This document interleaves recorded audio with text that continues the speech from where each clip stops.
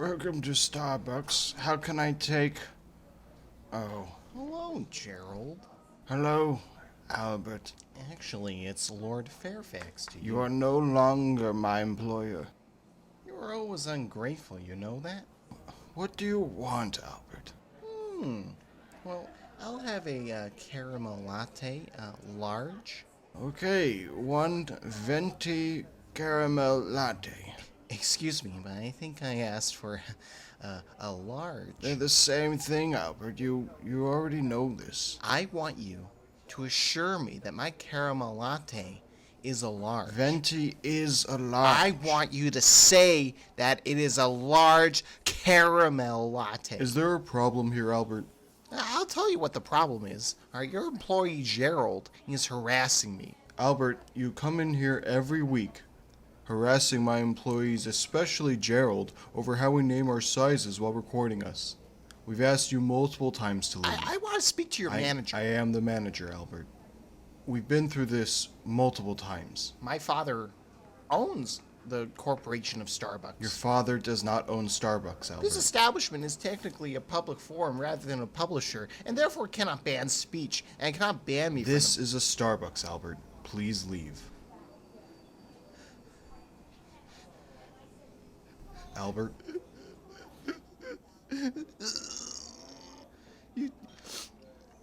You took Gerald away from me. Albert, you paid him half of minimum wage. I've never seen someone so grateful to work for Starbucks. That's how bad you were to him. He offered to work for free when he first got here. Do you understand how terrible of an employer you have to be to get someone to offer to work for free at Starbucks? Please stop crying.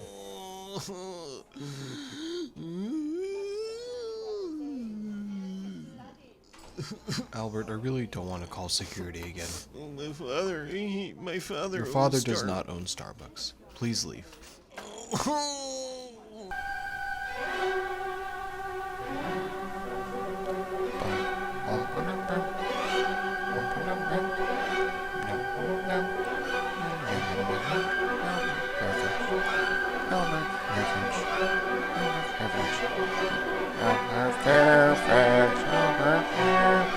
Albert Fairfax, Albert Fairfax.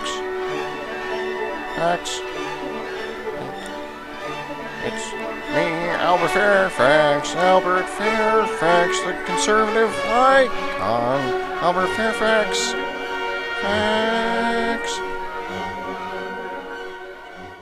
So I was watching the movie Philadelphia with Tom Hanks. This is Albert Fairfax, the Albert Fairfax Show, by the way. It struck me at the audacity of this story, really. But I guess I shouldn't be surprised, really. Hollywood demonizing an employer for firing somebody for whatever reason that they want to. As a conservative who has libertarian leanings, who understands that libertarians and conservatives are natural allies, I understand that an employer should be allowed to fire someone for any reason, including disease, including race, including creed. It's a free market. And Tom Hanks' character, he gets AIDS.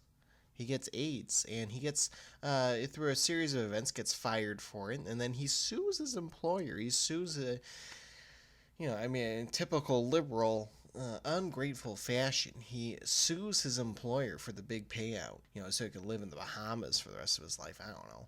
I didn't finish the movie, so... that's how I assume it ends. That's how a lot of these stories end, right?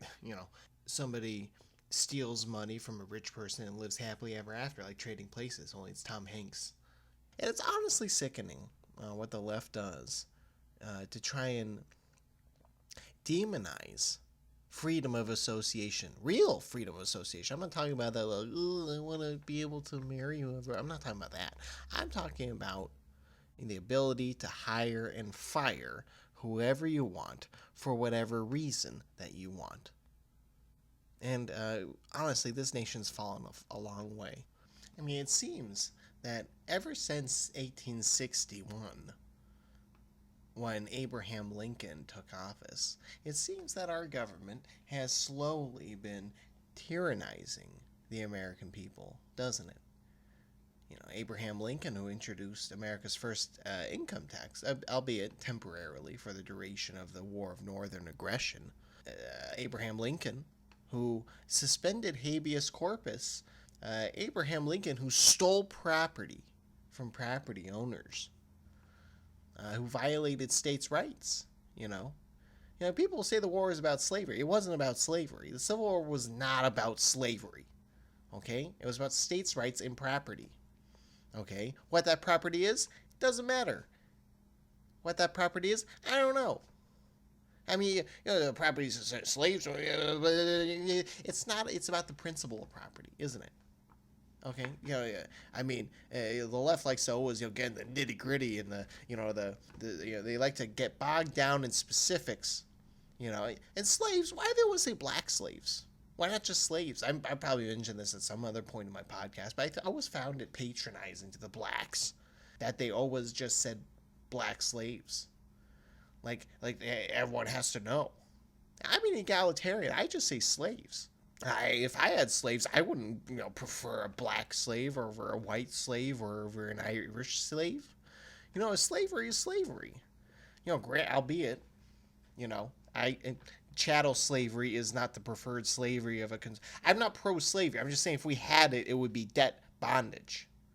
It would be debt peonage. You need to get a kidney transplant, so you put yourself into debt peonage in exchange for the life-saving transplant. Things like that. And maybe your children inherit that status.